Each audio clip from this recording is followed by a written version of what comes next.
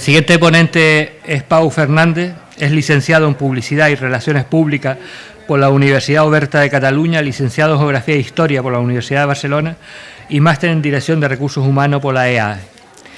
Pau inició su trayectoria en el sector financiero y desde el año 1992 se incorporó a la Universidad Pompeu Fabra. Ha desarrollado su carrera profesional en el sector público en el ámbito de la educación superior, donde ha sido, entre otros, responsable del Servicio de Carreras Profesionales durante más de 10 años, director del Programa de Promoción y Empresas de la Fundación UPF y gestor de proyectos internacionales. En enero de 2015, Pau recibió el encargo de poner en funcionamiento y dirigir una unidad de fundraising que permitiera a la universidad diversificar sus fuentes de ingresos y obtener nuevos recursos sin desviarse de su modelo académico ni de su compromiso con la excelencia en la enseñanza y la investigación. Pau es responsable de fundraising institucional de la Universidad Pompeu Fabra, director de la oficina UP Fund Patrocinio y Mecenazgo. Pau, cuando quieras. Pues muchas gracias, Alberto. Muchas gracias a todos. No hace falta. Después cuando lo veamos... Sí, mejor, que igual luego no aplaude. No, pero sobre todo dar muchísimas gracias a Alberto en representación de los antiguos alumnos, a la presidenta del Consejo Social y al rector como máximos representantes de la institución y sobre todo para desplegar el agradecimiento a toda la institución pues por habernos invitado a compartir nuestra breve experiencia en el terreno del patrocinio y mecenazgo. Y comentábamos también en el café que, claro, después de escuchar la experiencia de Universidad of Sussex y la Jaume I con Juansa, se hace difícil porque el nivel está muy alto, ¿no? La parte buena es que muchas de las cosas que yo tenía pensado decir, algunas ya se han comentado, otras incluso se han entrado en profundidad, con lo cual algunas diapositivas podré ir un poquito más rápido y podemos luego, si da tiempo, hacer un poquito de coloquio o profundizar en lo que les parezca bien. Lo primero que pregunté a Alberto cuando hablamos de esto fue: ¿tenéis ya oficina o unidad de mecenazgo? Me comentó que no, aunque sí que se está haciendo. Obviamente todas las universidades, tengan o no tengan oficina, algo de mecenazgo o relaciones de patrocinio establecen. Entonces, lo que propuse o el planteamiento que creo que acordamos es: yo voy a intentar dedicar estos 20 o 30 minutos en forma de relato. Voy a ir contando cómo arrancamos, cómo nació nuestra oficina, de dónde empezamos en 2015, cómo hemos llegado hasta la fecha de hoy. Acabaré con algunos resultados, con números también para comentar. Y eso, pueden interrumpir cuando quieran, en cualquier momento, o lo hacemos al final, si hay cualquier pregunta o cualquier duda que pueda surgir. Vale. El guión, un poco la hoja de ruta que voy a seguir es dedicar 2 o 3 diapositivas, poquísimas, a explicar los antecedentes, un poco el contexto de aquel momento, de 2015, luego cómo nace el proyecto, cómo planteamos el concepto de portfolio de proyectos o la estrategia. También decirles que ahora justamente este año estamos en medio de una reformulación de la estrategia, coincidiendo que tenemos un equipo de gobierno nuevo, con rectora nueva. Evidentemente el mecenazgo y el patrocinio está en las agendas y en los programas electorales, yo creo que de todos los rectores de España desde hace ya, no sé si décadas, pero unos cuantos años. Lo que es cierto es que en algunas universidades se han lanzado antes a ejecutarlos y otras pues no siempre acaba siendo la prioridad número 1. En nuestro caso sí lo fue así ya en la época del rector Casals, y la nueva rectora intentamos ahora dar un salto adelante en esta estrategia, porque como verán luego también por la dimensión de la unidad y demás, y ahora estamos con una consultora que nos está ayudando a hacer un poco esta retrospección interna, análisis, benchmarking interno, comparativas con otras universidades. Todavía no tenemos los resultados que me gustaría compartir ya, espero tenerlos ahora el próximo trimestre. Sí que utilizo alguna de las diapositivas de la consultora, porque ya que nos han analizado y nos han mirado con lupa, pues algunos de los números que nos proporcionan también los puedo compartir. Y eso nos permitirá, espero, pues entiendo que a partir del 2024 también dar un paso adelante en reformular la estrategia, a ver cómo podemos seguir avanzando, cómo podemos seguir creciendo, cómo podemos seguir progresando, ¿no? Y por último habrá una última o 2 diapositivas de preguntas al aire o de retos, preguntas que nos hacemos, que nos formulamos o que nos formuláis o que al final nos inquietan a todos y que pueden servir para abrir el debate. Como decía, las 2 o 3 primeras diapositivas son simplemente, yo lo digo así en plan broma, un viaje en el tiempo de 30 segundos. Esta consultora, que es Zohar, curiosamente aún no éramos su cliente, pero en aquel momento, en 2014, cuando el gerente y el rector, primero el rector habló con el gerente y el gerente me propuso: oye, ¿por qué no nos gustaría iniciar este proyecto de crear una unidad de fundraising, de patrocinio y mecenazgo. Antes de nada, lo de siempre, mira cómo está el mercado, explora el entorno, vamos a ver qué está pasando ahí fuera, a partir de ahí haces un plan estratégico, preparas un poco el proyecto y a ver qué se puede hacer.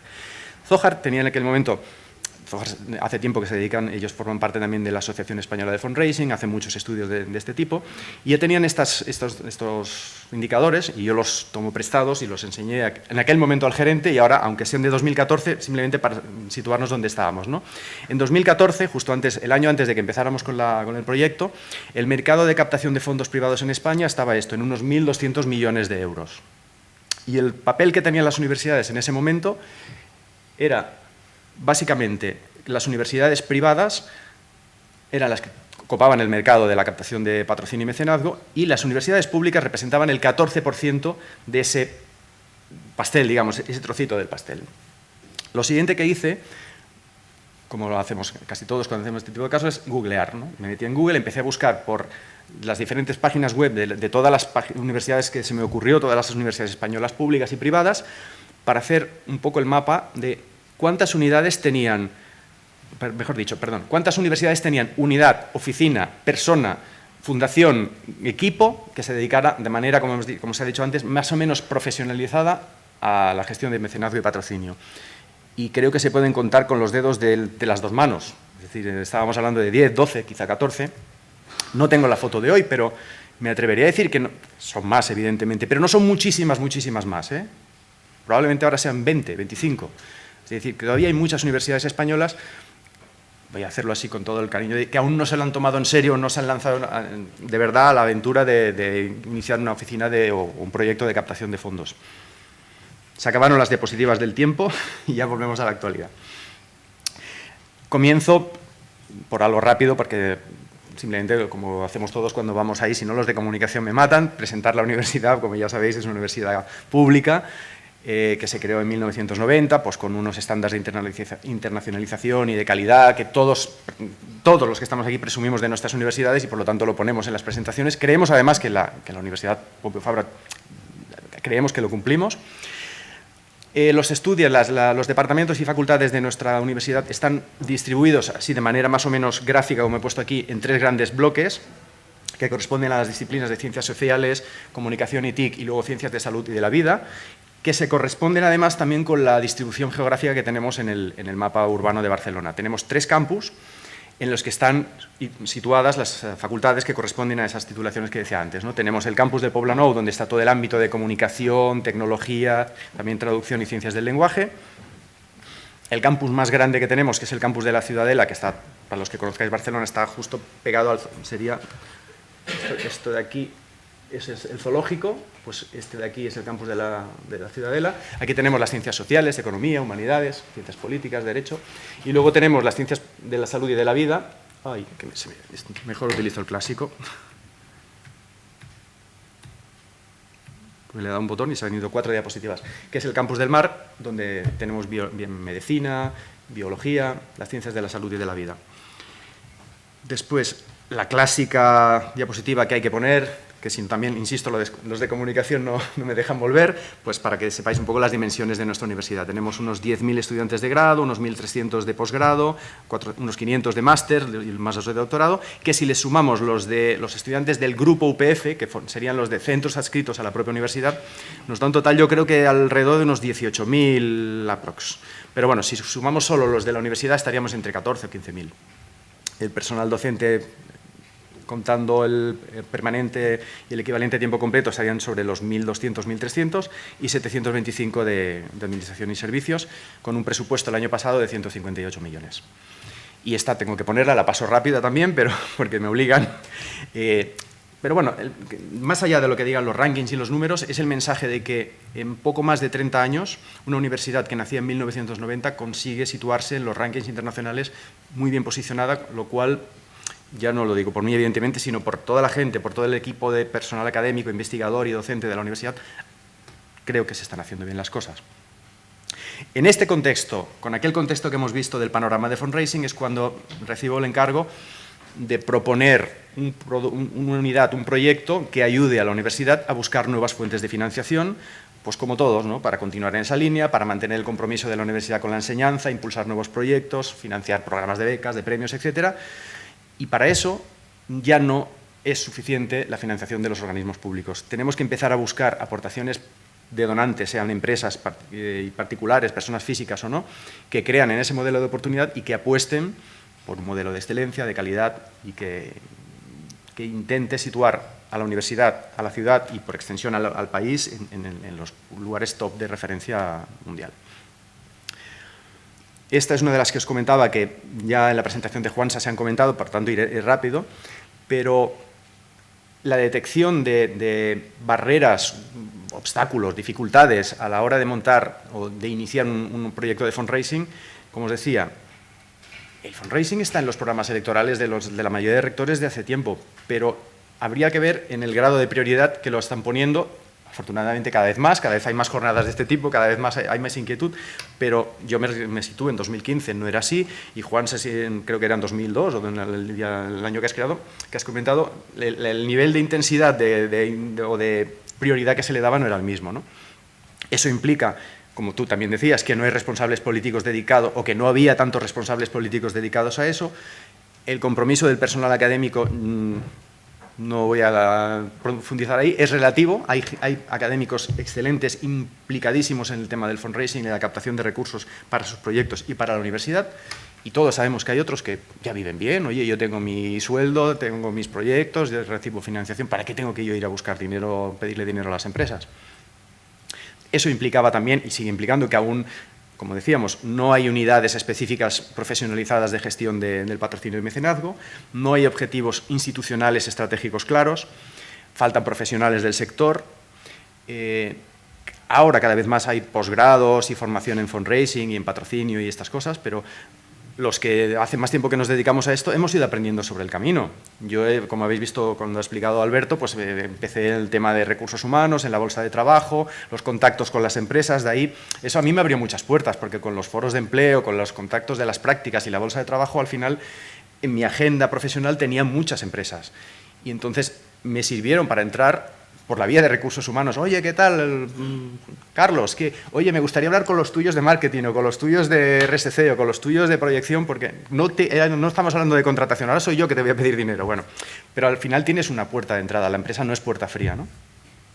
Eso va ligado a una coordinación institucional, a una estrategia y a una comunicación bien organizada de lo que se quiere hacer y lo que no se puede hacer. Y lo comentaba Juan, yo también lo tengo en mi presentación, creo que se lo oí decir a él también antes de esto, la incomodidad de pedir, que es un tema cultural, aquí sí muy latino, muy español, y él lo ha explicado perfectamente. Es decir, debemos olvidarnos, luego si da tiempo os explico una anécdota tristemente divertida relacionada con esto, es decir, la incomodidad de pedir. No vamos a pedirles nada, les vamos a ofrecer la oportunidad de implicarse con una universidad de prestigio, con un proyecto que va a cambiar a lo mejor la sociedad. Si es un tema de salud, poco tienes que explicarles, porque muchas veces la donación está vinculada a causas personales. Oye, pues tengo un familiar que tiene tal enfermedad, si tú haces un proyecto de investigación de este ámbito, yo soy el primero que voy a intentar aportar, ¿no? Es decir, olvidémonos bueno, es difícil decirlo, es fácil decirlo, luego la práctica. No hay que estar incómodos porque le digamos a alguien que ayude a la universidad en un proyecto. No estamos pidiendo dinero para nosotros, yo no me lo voy a llevar en el bolsillo, estoy diciendo, ese dinero va para una muy buena causa y tú estarás ayudando a tu universidad, a lo mejor a tus hijos si están estudiando ahí, y estarás colaborando a hacer un mundo mejor, digámoslo así, de alguna forma, ¿no? Esta la pongo medio en broma, medio en serio. Cuando he hecho los dibujos de la estructura de Sussex, o cuando Juansa nos explica que tiene un equipo de 40 personas, el equipo de fundraising de la UPF es este de aquí, no sé si se ve, no. Es este de aquí, que es Pau Fernández. No, bromas aparte. En 2015 el gerente me dice, mira, primero, es una apuesta de riesgo bajo, porque yo ya estaba en la universidad, ya formaba parte del personal, con lo cual no contratan un personal externo, lo que hacen es reubicar un recurso. Oye, si funciona, pues mira, nos ha salido gratis, y si no funciona, pues tú a otra cosa, vuelve a donde estabas, y entonces ya ficharemos uno que sepa de esto, ¿no? Tampoco vas a estar solo, es decir, yo ahora, bromas aparte, cuento con la colaboración habitual del equipo de gabinete de rectorado. Cuando necesito cualquier cosa de comunicación, mis compañeros de comunicación están ahí para hacernos una campaña, para montar una web, para preparar un tweet, para hacer es decir, utilizar las redes sociales, lo que haga falta. Los compañeros de presupuestos me ayudan con el tema de, bueno, me ayudan. Me proporcionan materiales para que yo tenga una buena gestión económica de los fondos que se recaudan y demás, y en momentos puntuales, si vamos a referirnos, cuando ha habido que contratar pues una plataforma de crowdfunding o un CRM o lo que sea, pues evidentemente ellos son los que han puesto su conocimiento a nuestro servicio, han hecho benchmarking, nos han hecho propuestas y se han implicado mucho, con lo cual es broma decir que estás solo, aunque en algún momento también te sientes un poquito solo, eso sí que es cierto, ¿no? Bueno, estas las iré pasando rápido porque ya se ha hablado mucho, es decir, ¿cuál fue un poco el razonamiento, el modus operandi?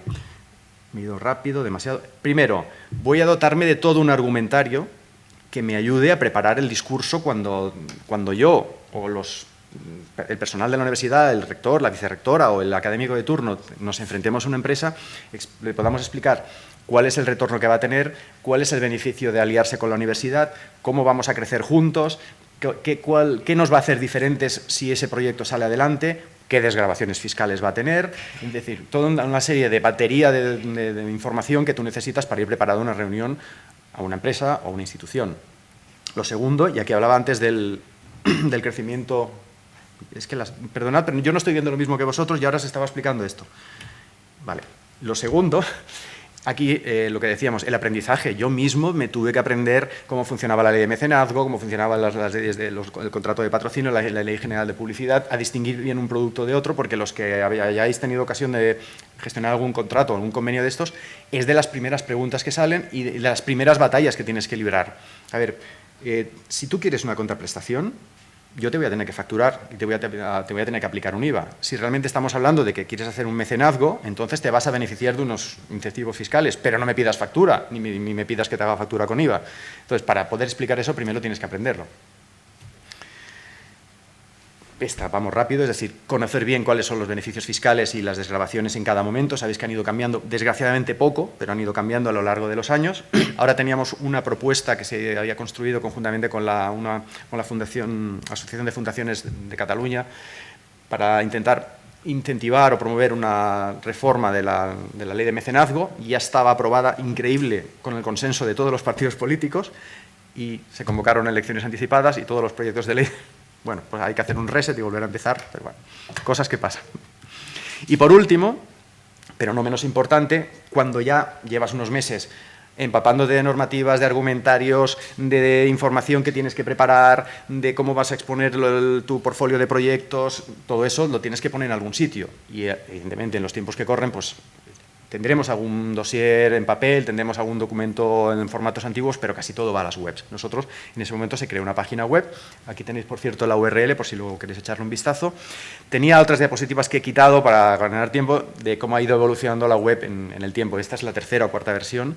No se llamaba así antes, ahora la llamamos Donaciones UPF y está planteada un poco siguiendo el modelo sajón también del giving. Es decir, tú, si quieres encontrar cómo hacer donaciones a Oxford o a Harvard o a cualquier universidad importante, pues pones Oxford Giving o Oxford Donations y vas directo. En nuestra página web, que antes era UPFund, la URL no ha cambiado, pero no se encontraba ni el tato, nadie sabía que era eso. En cambio, ahora pones en Google Donaciones UPF y te lleva directo aquí. Es un tema de posicionamiento, eso los técnicos de servicios web os asesoran y os indicarán cuáles son las etiquetas, cómo hay que poner las URLs para que los buscadores y los motores de los bots de Google te encuentren rápido, ¿no? He hecho una mención al portfolio de proyectos. Es una de las claves. Una de las conversaciones que tuve al principio con un profesor buenísimo en lo suyo, no vamos a decir ni nombres ni ámbitos, pero que de esto no sabía mucho. Dice, oye, ¿y si vamos a tal empresa y les decimos que nos dé pasta? Hablando así coloquialmente, o que nos ayude. Digo, ya, pero ¿para qué? Bueno, que nos den la pasta y luego ya veremos a qué. No funciona así. Nadie te da dinero por tu cara bonita, por mucho que te llames Pompeu o Complutense o Harvard. Es decir, tú tienes que tener un proyecto que corresponda a unas necesidades o que realmente esté solucionando, que pueda llegar a solucionar un problema de la sociedad o que descubras algo nuevo. Tienes que generar un interés en los potenciales donantes, lo que en el fundraising clásico es la causa. Nosotros en las universidades tendemos a llamarle proyectos porque generalmente suelen ir más vinculados a proyectos, bien sean de investigación o algo así, ¿no? Y he puesto ahí un post-it. Esto es una nota justamente de nuestra consultora que nos dice, ahora que estamos haciendo el benchmark internacional también, hay bastante consenso, y lo hemos visto, simplemente viendo 2 universidades y ahora con la tercera, que generalmente el consenso es que todas intentamos conseguir fondos para talento, para becas, para investigación, para infraestructuras, y comienza a aparecer también la palabra endowment. El endowment se consolida, o ya está, yo diría que ya está totalmente consolidado, por supuesto en Estados Unidos y en el Reino Unido. Pero yo creo que aquí, y esto es pregunta, ya me adelanto, ya es pregunta para la mesa redonda después de comer, según tengo entendido, creo, no hay una normativa, una legislación de endowments, y más aún para las universidades públicas. Para que una administración pública pueda recibir endowments de manera, voy a decirlo así porque desde la ignorancia, de manera legal, bien estructurada y luego que sea fácilmente auditable y fácilmente justificable. Creo que no la hay.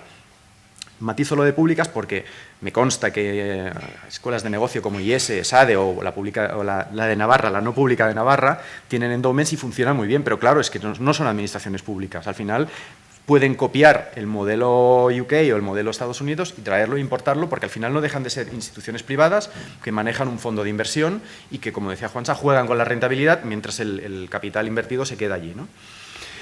Pero desde luego que creo que es una de las vías por las que podemos crecer, pero insisto, creo que es pregunta para los expertos en estos temas legales y fiscales, pero ¿en qué momento, en qué punto estamos ahora y qué cambios legislativos necesitamos para poder beneficiarnos también las universidades públicas de la figura del endowment? Ya, lo dejo ahí en el aire. Bueno, está muy rápido también. Seleccionar nuestro target, es decir, ¿a quién nos vamos a dirigir? Nosotros, en el caso de la UPF, lo que hemos hecho es este modelo así de círculos concéntricos. Primero, vamos a empezar por los que tenemos más cerca, las empresas vinculadas al Consejo Social, nuestros pocos grandes donantes, nuestros grandes empleadores, los que nos contratan más graduados. Luego vamos abriendo el espectro, vamos a todo el colectivo de alumni y luego, ¿por qué no?, a nuestros proveedores. Es decir, si yo tengo pues a Telefónica o la de la luz o la de tal, pues que nos están facturando un dineral cada año porque es así, pues también ¿por qué no les podemos pedir que nos patrocinen cosas, ya que somos un buen cliente suyo, ¿no? E intentar partir de este modelo y a partir de aquí ir creciendo y buscando potenciales donantes. Luego, aquí vuelvo a hacer el guiño a nuestros compañeros de comunicación, pero yo creo firmemente, habéis visto que también me gusta mucho el tema de la comunicación y las relaciones públicas, el concepto de storytelling, llamémosle el relato, es decir, para salir a buscar fondos, igual que os decía que es muy importante contar con un portfolio, una cartera de proyectos para poder decir, oye, pedimos para esto, para lo otro. Si además lo puedes vestir con un relato, en nuestro caso os voy a poner 2 ejemplos. En 2015 celebrábamos el 25º aniversario de la universidad. Entonces ya teníamos ahí una buena excusa de relato para salir. Además era la primera vez que salíamos digo salíamos porque literalmente un compañero y yo estuvimos visitando unas cuantas empresas y éramos un poco como los comerciales de las enciclopedias. Íbamos ahí con el traje y la corbata, íbamos a visitar una empresa y le explicábamos que la universidad, bueno, le hacíamos la ficha técnica de quiénes somos, lo buena y bonita que es la universidad y que estamos celebrando el 25 aniversario, que estamos ya empezando a posicionarnos muy bien en los rankings y si quieren ser partícipes y cómplices de esa aventura y asociarse con nosotros y ayudarnos a celebrar el 25 aniversario, pues el 25 aniversario no era un día a celebrar y poner una tarta, sino que era durante casi todo un trimestre. Había ponencias, congresos, actividades, unas lúdicas, otras científicas, todo eso culminaba al final con una fiesta de verdad. Realmente fue un año muy bonito, ¿no? Pero claro, y la idea era, vamos a intentar celebrarlo, pero que no nos dejemos el presupuesto en el empeño, ¿no? Y la verdad es que conseguimos financiar, no recuerdo los porcentajes, pero en una parte muy importante de los actos de celebración del 25 aniversario estuvieron patrocinados, ¿no? Y ahora actualmente, y esto fue una idea yo creo que brillante del penúltimo rector, Jaume Casals, se inventó o descubrió, no sé cómo le llegó a su cabeza, el concepto del bienestar planetario. El bienestar planetario es un concepto que te preguntas qué es exactamente, ahí hay una definición que he extraído de la web, pero que en el fondo lo puedes aplicar a todo. La verdad es que es como el comodín del público. Bienestar planetario lo puedes referir a las personas, entonces ya vas a la salud, ¿no? Pues el bienestar de la persona, del cáncer, del Alzheimer, de lo que sea, vamos a intentar mejorar la vida del ser humano. El bienestar planetario aplicado a las ciudades, al urbanismo. Vamos a hacer que las personas vivan mejor en un entorno más saludable. Evidentemente, el bienestar planetario aplicado al medio ambiente, a la ecología, a la sostenibilidad.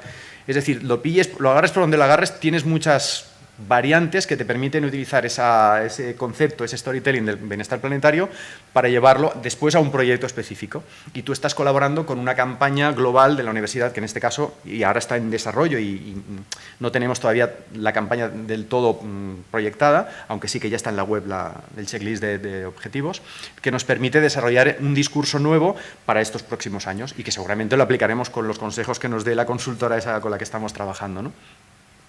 En relación al storytelling, o cómo vender tu campaña, o cómo exponer tu propuesta, tu proyecto, para relajar un momento la presentación, me tomo un respiro y os pongo, he pensado traeros dos vídeos, que uno dura 1 minuto, el otro dura 1 minuto y medio, creo 2 minutos, de 2 ejemplos. Uno no es nuestro, es de la Sorbonne Université, y además es desde 2018. Pero yo lo vi y me enamoré de él. Es muy simple, es decir, evidentemente, yo ahora si tuviera que hablar con una agencia de comunicación o cuando nuestros compañeros de comunicación nos tengan que hacer algún tipo de campaña, mi mensaje sería, en vez de haceros un guión, yo os voy a proponer, sobre todo pensando en el primer vídeo, en el que no es nuestro, les diré, quedaos con la idea de qué manera consiguen resumir en 1 minuto y medio qué hacen, qué están buscando, cómo buscan la complicidad de sus posibles donantes y la imagen que transfieren de cómo eso les va a ayudar a proyectarse hacia el futuro.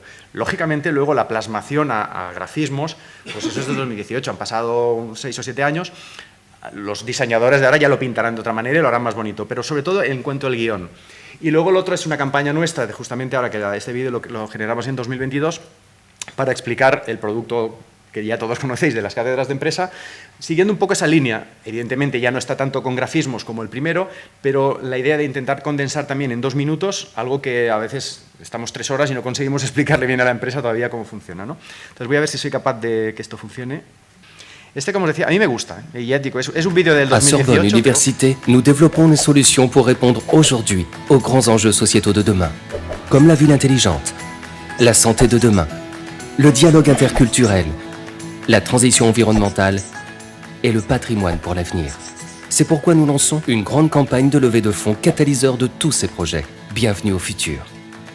Durant 4 ans, de 2018 à 2022, l'objectif est de récolter 100 millions d'euros pour nous aider à financer ces projets prioritaires.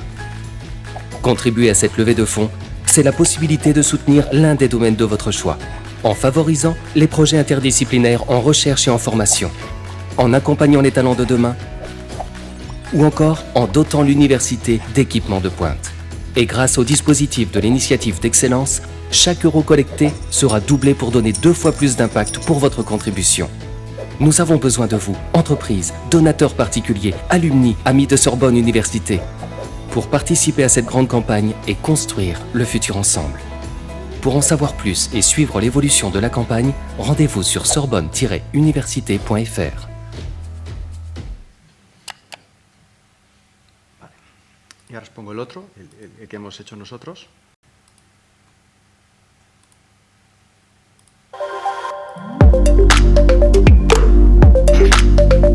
Per a la Universitat Pompeu Fabra, les càtedres d'empresa són un instrument essencial per fer avançar el coneixement i transferir el seu valor a la societat.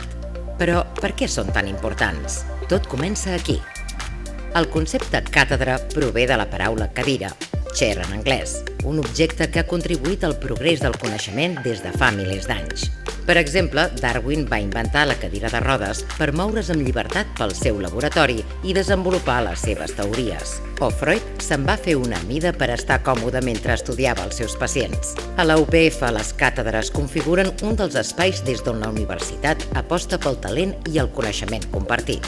A la UPF treballem plegats amb empreses, amb organitzacions públiques i del tercer sector per aportar solucions als principals reptes als que s'enfronta la societat, amb una voluntat clara: continuar seient al vostre costat, encaixar les nostres mans i junts planificar el següent pas per arribar més lluny.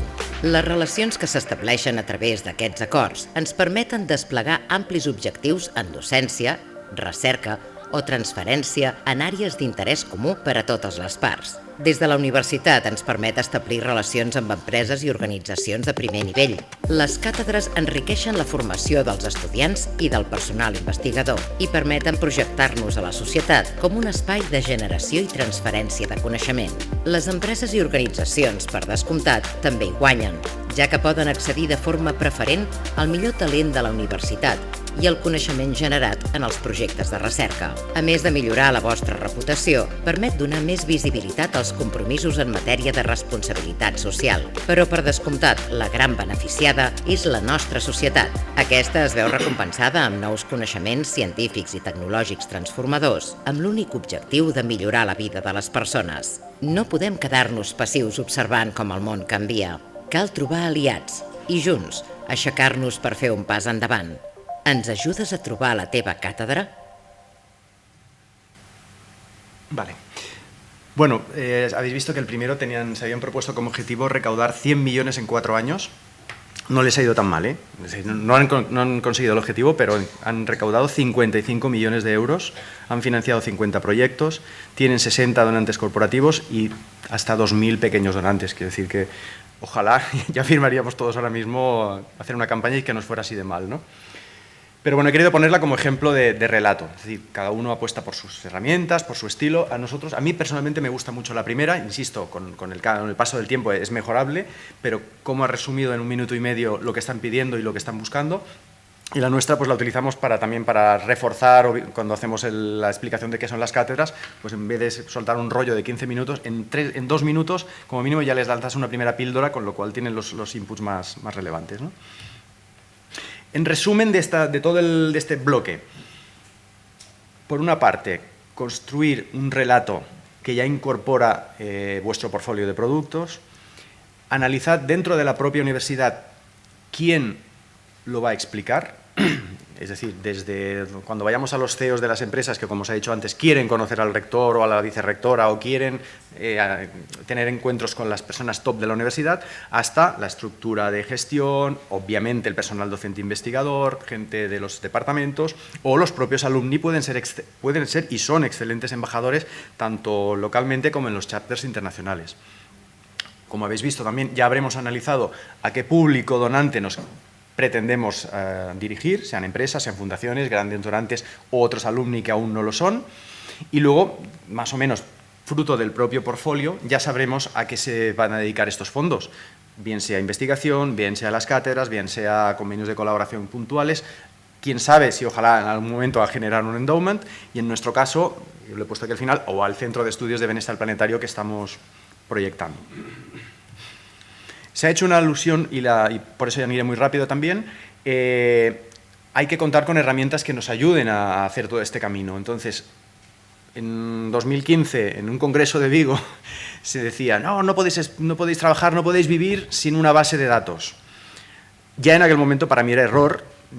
Yo creo que es difícil vivir o hacer el trabajo sin un CRM en el ámbito del fundraising, por todo lo que ya se ha explicado, ¿no? Porque te ayuda a segmentar, a planificar bien, a guardar la información relevante de este se interconecta con aquel, este lo visité en 2015 y me dijo que le gustaba el pádel, el otro tal, es muy útil. Nosotros, como os decía antes, con el acompañamiento inestimable de nuestros compañeros del servicio de informática, hicieron un excelente benchmarking, miraron todas esas marcas y otras que había, se miraron presupuestos, se analizaron las funcionalidades y demás, y nosotros en nuestro caso apostamos por Salesforce. Salesforce, que en su momento, como su nombre indica, es una herramienta especialmente pensada para empresas para ayudar a la fuerza a los equipos de ventas, son muy hábiles y en los últimos años, yo creo que los últimos 5 años han sabido darle un giro, o como mínimo han detectado que muchas universidades estaban utilizando su herramienta no para vender acciones de no sé qué, sino para captar vía fundraising, y entonces ya han generado subaplicaciones, no sé cómo definirlo exactamente, nuevas funcionalidades de Salesforce que ya encajan perfectamente en el modelo Charity, en el modelo ONG que capta recursos por vía de la filantropía. Entonces, incluso ya hay apartados en los que ya no te habla de cliente o de comprador, sino que te habla de donante, es decir, han sabido adaptarse a una demanda que les exigían sus propios clientes, ¿no?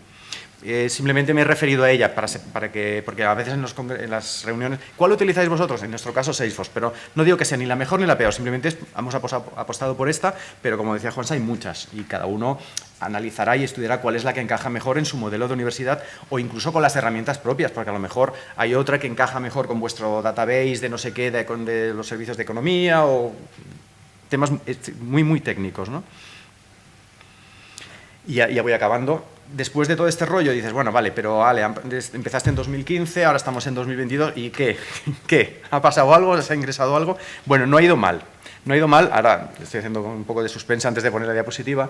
Recordad que empezamos con el aniversario, del 25 aniversario, porque luego incluso casi me contradigo con lo que se ha dicho, con lo que yo diré después, que es una de las máximas. No esperéis que cuando empiezas a hacer fundraising el primer año ya ingreses, porque hay que esperar, hay que tener paciencia, hay unos tempos que cumplir porque eso no crece de la nada.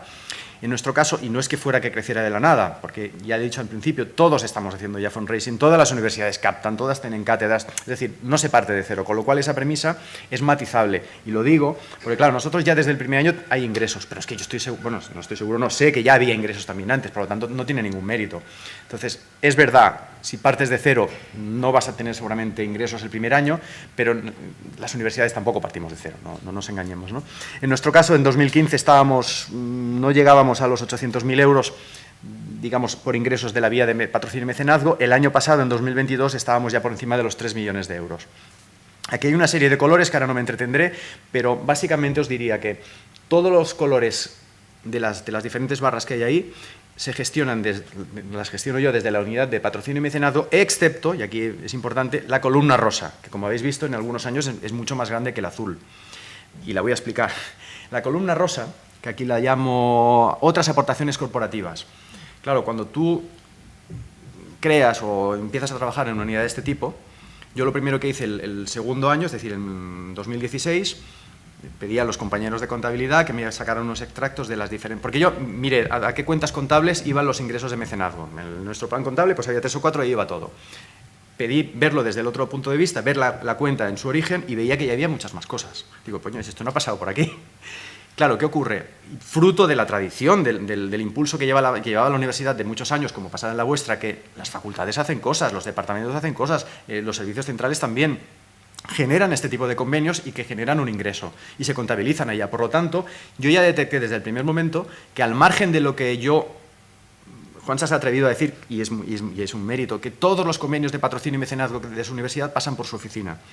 Yo a fecha de hoy casi lo puedo suscribir, aunque la columna rosa esté como esté.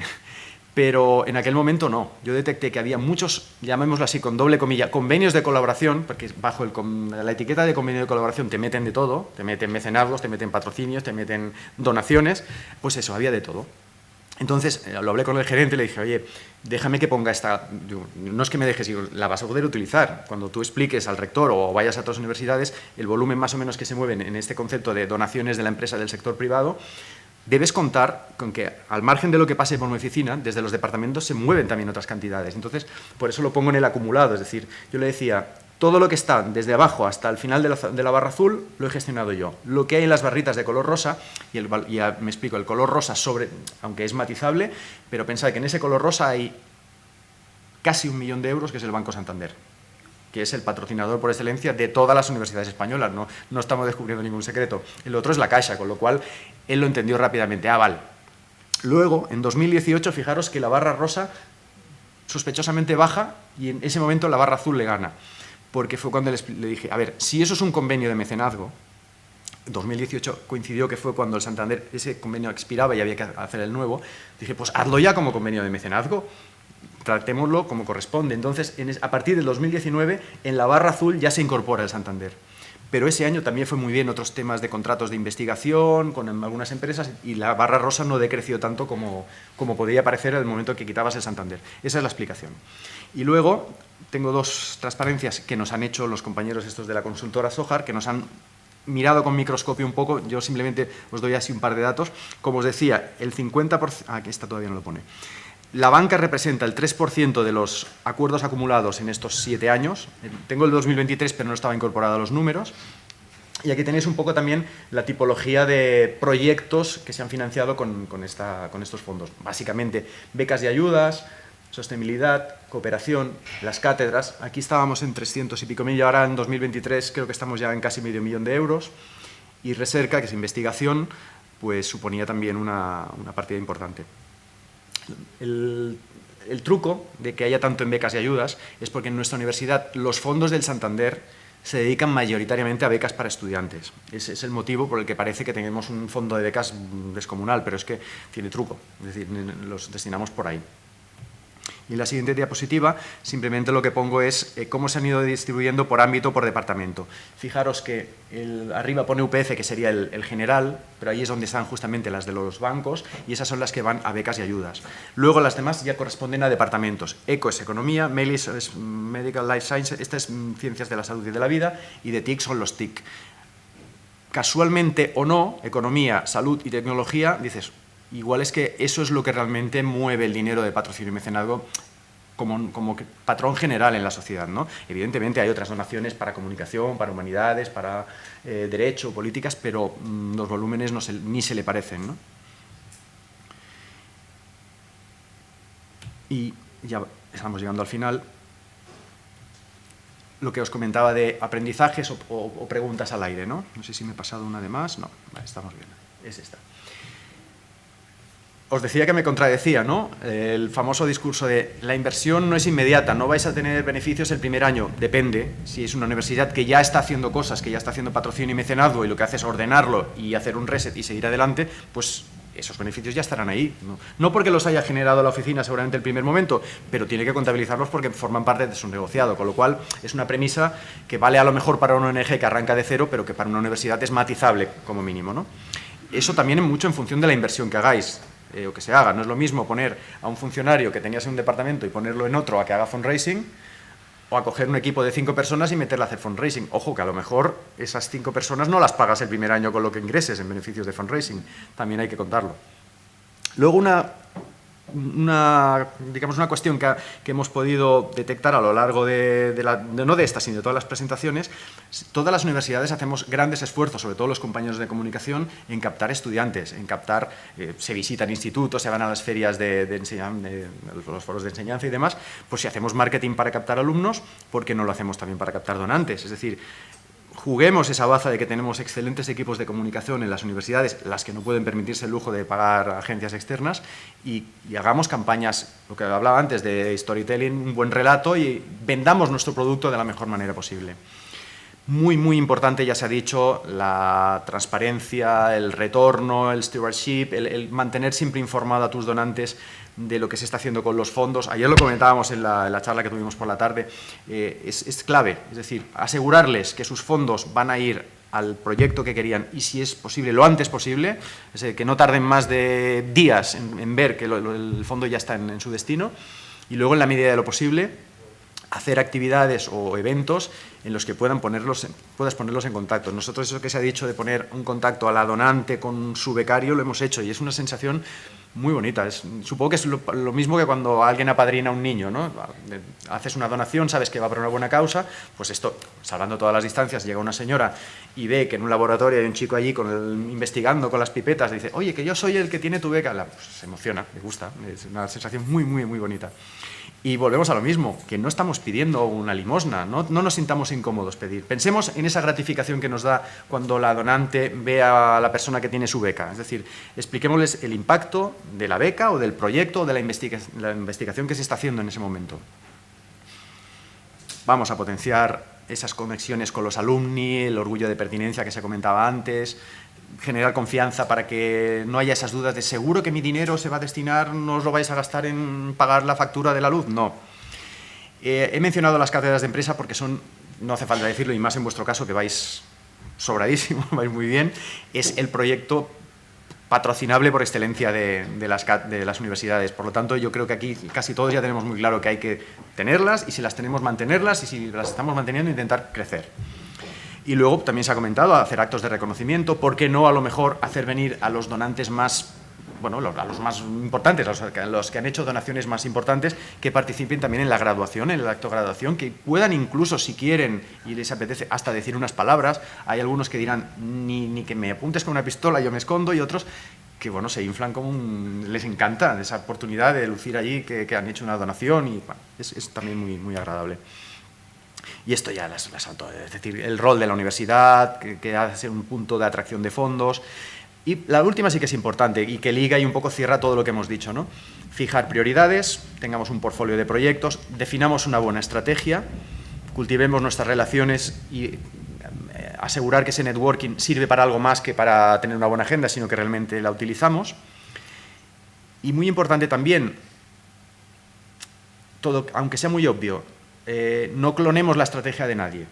Es decir, lo que es bueno para la Pompeu seguramente no es bueno para la Complutense. Lo que fue bueno para Harvard o para no sé quién no es bueno para nosotros. Lo que es bueno para Madrid no es bueno para la Laguna, lo que sea. Es decir, cada uno hacer el análisis de vuestro entorno, de vuestras capacidades, de vuestros recursos, y con todas esas herramientas que nos da la sabiduría de los que ya lo han hecho antes, pues vamos a formular nuestra estrategia de la mejor manera posible, que ya lo estáis haciendo en los planes estratégicos, en los proyectos estratégicos de mecenazgo. Simplemente es creerlo y activarlo. Y esta última, o las dos últimas, esta era un poco, el rector ya se ha ido, pero era lo que decíamos, paciencia, que esto va lento, es decir, es un trabajo de picar, de ir sembrando semillitas, pero va dando sus frutos, aunque no de esta manera, es decir, los fundraisers no estamos recogiendo el dinero de los árboles, sino que en realidad la realidad es bastante distinta, estás en 1000 cosas a la vez, que tengo que ir a ver lo de la cátedra, que tengo que redactar un convenio, ojo que el presupuesto, tengo que pasar los números de no sé qué. Es un poco la broma, pero hasta aquí lo que os podía contar, y si queréis hacer alguna pregunta.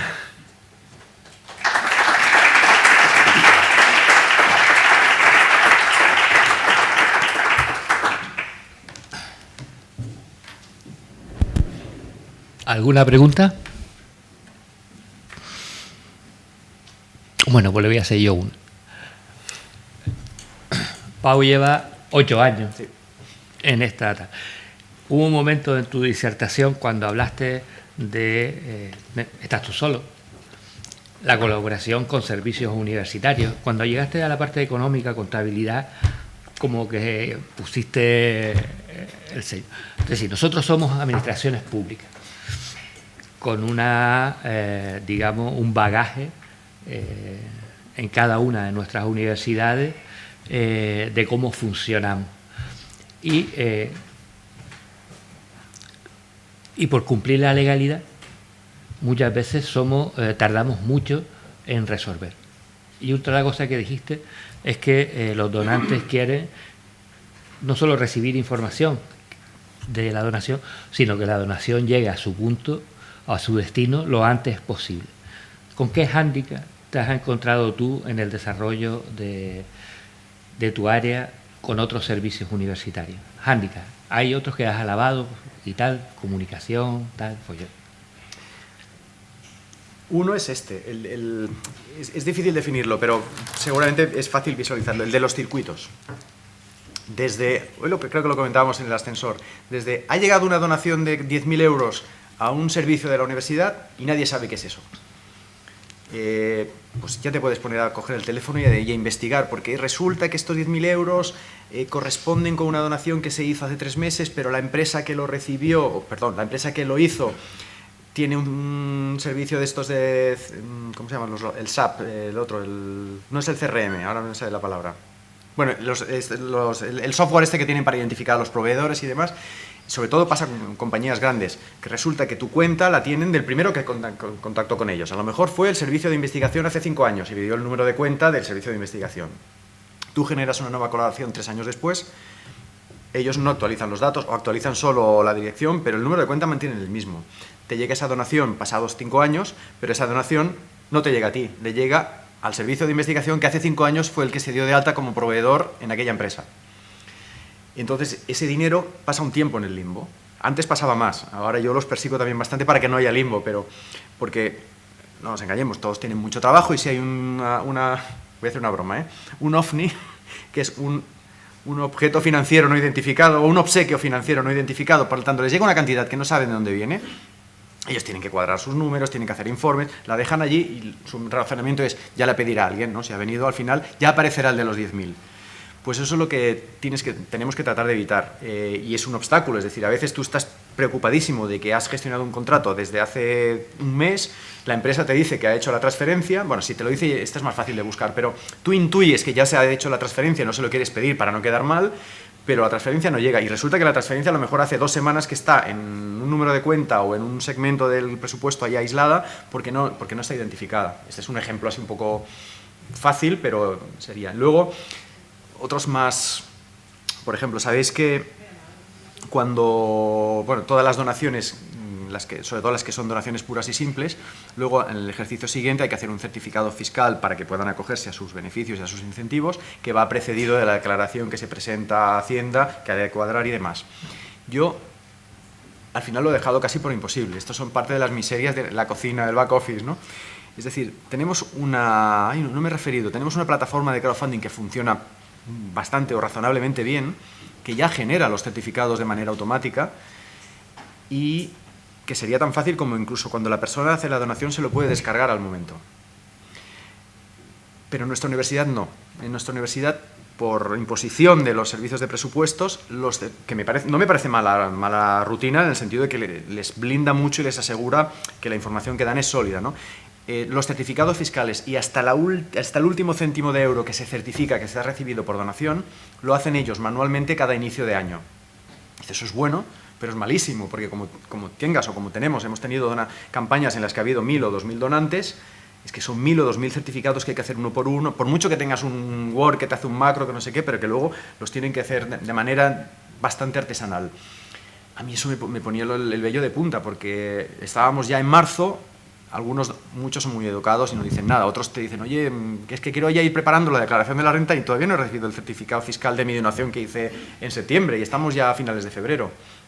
Yo no le puedo explicar todo eso que os he contado a vosotros. No, es que el de presupuesto lo está picando, no sé qué. Entonces intentas agilizarlo.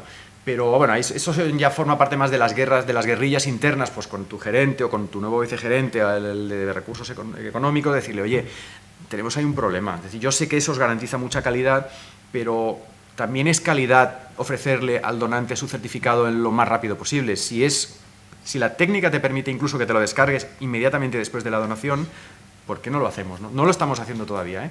Bueno, yo ahora he hecho una pequeña trampa, entonces casi lo tengo solucionado, pero es otro ejemplo de dificultades burocráticas. En cambio, no es dificultad lo que decíamos al principio. Si el dinero llega, si yo lo tengo bien identificado y entra en la cuenta de la universidad y yo lo detecto normalmente con 24 horas de diferencia, ya lo sé, yo puedo asegurarle al donante que que como máximo el 31 de ese mes ya está el dinero en el proyecto. Eso es así porque en nuestra universidad se hacen volcados mensuales, es decir, cada primero de mes son cuentas restringidas de ingresos, entonces todo lo que se ha volcado allí, en este caso en la cuenta de mecenazgo, automáticamente el día 1 del mes siguiente se va le llamamos los segmentos, a los proyectos donde estén. Con lo cual, si tú haces la donación el día 27 del mes, es genial porque en 4 días ya está en el proyecto. Si la haces el día 2, pues tarda 2 o 3 semanas. Ahí no se puede asegurar esa inmediatez, aunque si es algo urgente también, ¿no? Porque entonces hacen un traspaso manual. Pero si no hay esos volcados mensuales que nos aseguran que todos los ingresos que se producen de mecenazgo, como máximo en 29-30 días, como máximo, suponiendo que has hecho el ingreso el día 1, pues el día 1 del mes siguiente ya están en el proyecto. Gracias. Frank.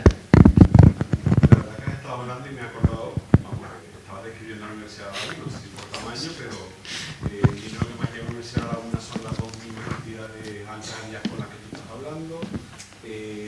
Va mucho dinero hacia becas de alumnos que también vienen de fundaciones, instituciones y demás. Entonces mi pregunta es, ¿tú dependes directamente de gerencia? ¿Tú eres el encargado de buscar el dinero y después el dinero va al vicerrectorado correspondiente a...? ¿Es así? Tú eres el contacto hasta que llega el dinero. Después el dinero se distribuye y lo lleva al vicerrectorado, a la unidad que corresponda. La respuesta es sí, y ahora entro en los matices. Sí, es decir, dependo directamente de gerencia. Ahora, desde hace ya 2 o 3 años, indirectamente, pero solo porque han puesto una vicegerente que a mí me ayuda mucho. Es decir, no me ha supuesto una traba, sino todo lo contrario, me ayuda, porque, como ya todos sabéis, despachar con el gerente cada día es muy complicado, porque las agendas son las que son. En cambio, yo puedo despachar con mi vicegerenta prácticamente cada día o cada 2 días, y si tengo algo urgente con el gerente también, pero eso me garantiza una fluidez de comunicación mucho más ágil. En cuanto a la captación, sí soy el contacto de todas las donaciones, mecenazgos y patrocinios que se produzcan, y el tercer matiz es, ¿los capto yo todos? No, ni coña.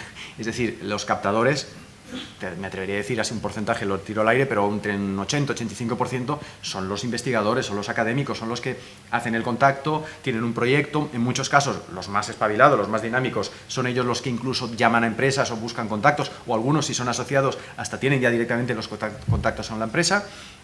También hay muchas relaciones que vienen de la política directamente, es decir, del rector o el vicerrector o la vicerrectora o el gerente que hacen un contacto con una empresa. Suelen ser casualmente las más voluminosas, las que ya van a los 6 dígitos, ¿no? Pues el rector se ha reunido con el CEO de tal compañía, hay un acuerdo estratégico y nos van a hacer una aportación. Bueno, son de este tipo, ¿no? Pero incluso esas también, si es mecenazgo, pasan por mí. Es decir, como gestor de todos sí, como interlocutor de todos sí, sobre todo en la fase final, incluso las del rector, y como interlocutor negociador, no en todas. En algunas intervengo, a veces me llaman para que ayude o para opinar o para si entran ya en los detalles. Bueno, pues vale, ya nos hemos puesto de acuerdo a hablar con Pau para todo el tema de los detalles y tal. También. Era este un poco el matiz. Sí, sí. Muchas gracias. La pregunta va también... Gracias. La pregunta va, bueno, ante todo felicitarle por esa ponencia tan práctica, porque realmente lo que necesitamos a veces es mucho más llegar al día a día, lo que estamos comentando de lo difícil que es el día a día, como decía el compañero, es la definición clara de cómo funciona nuestra universidad. Nos vemos con ingresos que no sabemos de dónde vienen, obviamente como no sabemos de quién viene no podemos expedirle ningún tipo de certificado, y al contrario nos ocurre, creemos que algo está ingresado y no está ingresado, entonces nos supone muchísima incomodidad en el trabajo diario y muchísima ineficiencia. Mi pregunta, como veo la ponencia tan práctica, es ¿ustedes cómo han conseguido unificar cómo han canalizado todo este procedimiento para centralizarlo en la oficina? Quiero decir, ¿tienen algún tipo de instrucciones, circulares, reglamentación? Porque claro, nosotros nos vemos con que hay mucho receptor de ayuda dispersa que no controlamos. Desde gerencia no se controlan y están muy diseminadas en vicerrectorados, incluso hasta en investigadores. Entonces, ¿hay algo, qué medida han utilizado para gestionarlo de una manera coherente y práctica y eficaz? Muchísimas gracias. Gracias por la pregunta. No, es muy fácil en este caso la respuesta, no todas son tan fáciles. Decretazo. Es decir, tenemos la suerte, como, a ver, lo digo así en broma, pero fue así, es decir, como el impulsor de la iniciativa fue el gerente, es decir, el gerente tiene el encargo del rector. Él dijo, pues voy a intentarlo con Pau. Yo le dije, vale, intentémoslo, digo, pero dame herramientas, ayúdame. Entonces yo le propuse el modelo organizativo y le dije casi lo mismo, digo, pero, Jaume, en aquel momento, Jaume, ¿cómo voy a hacer yo, sin broma, para que me hagan caso? Es decir, ¿cómo voy a conseguir que todas esas gestiones, que ahora están muchas de ellas descentralizadas, como mínimo, ya no digo más, como mínimo las de patrocinio y mecenazgo, me identifiquen a mí como interlocutor y pasen por aquí sí o sí, y si no, con la amenaza de bronca? ¿Qué tengo que hacer? Digo, a mí solo se me ocurre, dije eso, decretazo, eso se convirtió en una instrucción del gerente publicada y colgada en internet, que es, a partir de la fecha de hoy, todos los convenios de patrocinio y mecenazgo pasarán por la oficina UPFUN, este es el contacto, es el teléfono, cualquier duda, hablar con Pau. O sea, resumido es eso. Es que eso, al final hay que tomar decisiones. Algunas de ellas son fruto de la profesionalidad y de la buena fe y del buen hacer de los trabajadores, y a otras hay que pedirlas, que se hagan de una manera u otra. Pero esta no supuso, he de decir que no supuso ningún trauma, porque, y esto es bueno tanto para los al que le toque hacer de fundraiser o de gestión del patrocinio y mecenazgo, por 2 razones. La primera, porque les das una buena noticia. Si yo les estoy quitando trabajo. Yo les llamaba, sobre todo las primeras semanas cuando recibieron la instrucción, esto también forma parte ya un poco de cada uno, pero yo lo que hice fue llamar a las personas que yo sabía que les iba a afectar más, les llamé personalmente. Oye, te ha llegado la instrucción del gerente, y digo, oye, no te preocupes, al contrario, alégrate, esto lo que te está diciendo es que yo te voy a quitar trabajo, todo eso que los convenios ya no los vas a aplicar tú, te los voy a hacer yo. ¿En serio? Claro, no te preocupes. Tú solo me tienes que pasar la información que yo te pida y yo te voy a dar el convenio hecho para que se lo lleves al investigador o vaya a la empresa y solo tengan que revisarlo y firmarlo. Ah, qué bien, pues vale. O sea, esa es la primera. Y la segunda, que es muy parecida, generalmente, salvo alguna excepción muy, muy rara, cuando has hablado aquí de algún tema ético, pero salvo eso, el 90 o el 95% de las interacciones que tengáis, o que tenga el equipo, la persona, con su rector, con sus vicerrectores, o con el gerente, o el interlocutor que sea, son positivas. A mí esto me lo transmitió el anterior rector una vez y me dijo, qué bien, Pau, yo de todos los pollos que tengo a lo largo del día, cuando veo que de 10 a 15 a 10:30 tengo reunión contigo, siempre sé que es una buena noticia.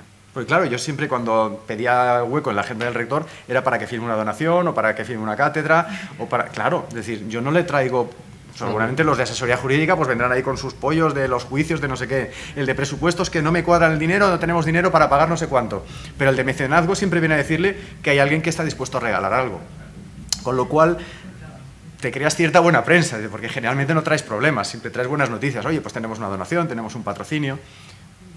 En ese sentido tampoco no es una figura difícil la del fundraiser. La dificultad la tiene él en sí mismo cuando va fuera y tiene que pedir dinero, pero dentro de la institución generalmente somos bien acogidos.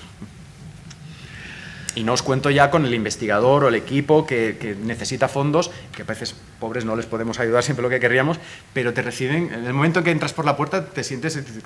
Se piensan que llega ahí el maná o algo, ¿no? Los Reyes Magos. Digo, espera, no te emociones tanto que, bueno... Muy brevemente, gracias Pablo por las aportaciones. A mí me ha encantado ver negro sobre blanco muchas de las reflexiones que me han estado acompañando en los últimos tiempos, cosas que pienso en silencio o que hablo en voz alta con mis compañeros del vicerrectorado y mis compañeras. Me ha encantado verlas plasmadas ahí, bien estructuradas, y de alguna manera he sentido un alivio, a la vez que muchas inquietudes nuevas. Como filóloga, en este mundo nuevo para mí del fundraising, tengo la preocupación porque detecto que tenemos muchas carencias para ese face to face que es inevitable. La jerga, la retórica, la forma de comunicación que has dicho que es muy importante. Y algo que para mí también me genera preocupación es saber si en tu experiencia recomendarías una forma concreta de dar solidez, de convertir en realidad esos proyectos propuestas. Hay un corpus de documentos, hay una estructura recomendable, hay una extensión que recomiendas utilizar para presentar propuestas para captación de fondos. ¿Cómo se aborda ese no pedir, sino ofrecer una oportunidad? Vale, sí, no sé si lo he entendido bien, sobre todo la primera parte. ¿Te refieres a materiales, a herramientas que te acompañen? Bueno, antes también lo hablaba Juansa. Nosotros también tenemos, siempre queríamos un dossier de patrocinio para cada proyecto. No para todos, es decir, a veces hay cosas que directamente van a micromecenazgo o que ya te traen el patrocinador, entonces ahí no hace falta generar dossier, ¿no? Pero sobre todo en las propuestas de cátedra o en las propuestas de proyectos estratégicos que implican o con los que al menos esperas recibir una donación importante, una de las claves es no precipitarse. Entonces, generamos un dossier de patrocinio. Yo tengo más o menos un esqueleto de lo que es el guión bastante estructurado, es decir, empieza con una presentación del rector o la rectora, porque al final pasan los rectores y cambias la foto, cambias la firma, editas, actualizas un poco, pero el discurso clave te sirve. Luego viene una parte de presentación de la propia universidad, un poco lo que hemos explicado aquí, quiénes somos, dónde estamos, cómo estamos en los rankings. Depende también a quién te dirijas y cómo quieras dirigirte, ¿no? No es lo mismo irte a una auditora, a una consultora de esta gente del business que están muy preocupados por los números y los posicionamientos, que a lo mejor dirigirte, yo qué sé, a una fundación, museo, de arte, de no sé qué, que a lo mejor les preocupa más que vean que tu universidad también se preocupa, que tiene inquietudes culturales, que tiene una preocupación pues, por el tema de la literatura o del arte o lo que sea, ¿no? Es decir, primero introduces la universidad, introduces quién eres, luego presentas el proyecto y después... incluso, depende de lo avanzada que esté de lo maduro que esté el proyecto, le damos algunas alternativas. Ahora estoy intentando pensar en uno en concreto, para una consultora tecnológica, le hacíamos una propuesta en abierto, pero le decíamos, y si estás interesado en colaborar con nosotros, te gusta el proyecto de la universidad, no era como el investigador que medio en bromas decía, no, vamos allí que nos den dinero para lo que sea, no. Le decíamos, en este caso era puerta fría, pero por eso intentábamos que no fuera tan fría. Decíamos, si realmente te seduce la posibilidad de colaborar con nosotros, tenemos 3 investigadores, que uno de ellos está con el Bitcoin de no sé cuánto, el otro está con ciberseguridad de no sé qué, y la otra con mujeres, tecnología y el papel, el rol femenino en las tecnologías. Eran 3 ámbitos que sabíamos, porque habíamos también googleado un poco en la RSC de la propia empresa, que eran de su interés, con lo cual ya era una propuesta en frío pero orientada. Decíamos, queremos trabajar contigo, queremos que trabajes con nosotros, nos gustaría que tuvieras una cátedra en nuestra universidad, y por lo que sabemos de ti, o por lo que creemos saber de ti, pensamos que os puede interesar alguno de estos 3 proyectos, o de que estos 3 investigadores que están trabajando en estas líneas. Y luego acabas siempre pues, también con una parte más genérica de ventajas para la empresa por el hecho de beneficiarse de una cátedra, ventajas para la propia universidad del hecho de tener relación con vuestros profesionales, y por último, propuesta económica. Muy importante. Muy importante. Muchas gracias. Muchas gracias. Gracias, Pau. Me he enrollado mucho, ¿no? Porque nos estamos pasando un Me he enrollado poco demasiado, lo siento, del tiempo. Antonio. El siguiente... Bueno. Sí, sí. No.